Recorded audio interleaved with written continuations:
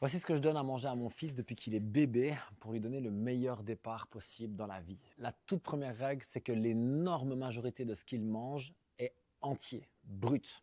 Des carottes, des patates douces, de la viande, du poisson, des œufs, des aliments au lieu des produits en boîte avec lesquels moi j'ai grandi une bonne partie du temps. Même maintenant qu'il est plus grand, on remplace la bonne vieille boîte de céréales par des crêpes que je lui fais maison, souvent avec un petit œuf à la coque parce qu'il adore ça maintenant. Et au niveau de ses collations, je suis exactement la même logique. Il va partir avec des fruits à l'école, il va partir avec des noisettes, des noix de macadamia. En gros, l'idée, c'est qu'on varie beaucoup sur ce qu'il mange, mais on veut que l'énorme majorité de ce qu'il mange au quotidien soit des aliments entiers et pas des produits transformés. La deuxième chose, c'est que la place du sucre a toujours été très accessoire. Il n'y a rien qui est composé de sucre raffiné dans son quotidien. L'idée ici, c'est pas de diaboliser le truc, mais plutôt de lui montrer qu'il y a moyen de manger autrement qu'avec ces trucs sucrés toute la journée. S'il est invité à un anniversaire et qu'il y a du gâteau, il en mange. Quand on va chez un traiteur et qu'il lui offre une petite choupa choups, on lui laisse la manger. L'idée, c'est qu'occasionnellement, c'est ok,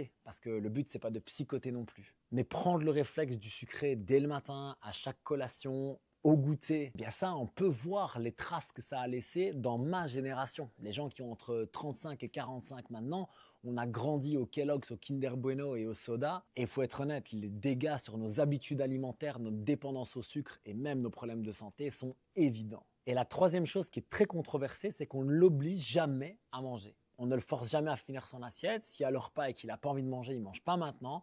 On le laisse faire à l'instinct pour qu'il reste à l'écoute de ses signaux et qu'il ne soit pas « Oh, c'est l'heure, il faut manger. Oh, j'ai pas faim, je me force quand même. » Parce que ça, on voit que ça bousille notre relation avec l'alimentation à long terme. Au final, on fait juste des choses simples et je suis absolument certain de rien faire parfaitement, mais c'est ma démarche en 2025 en tant que parent.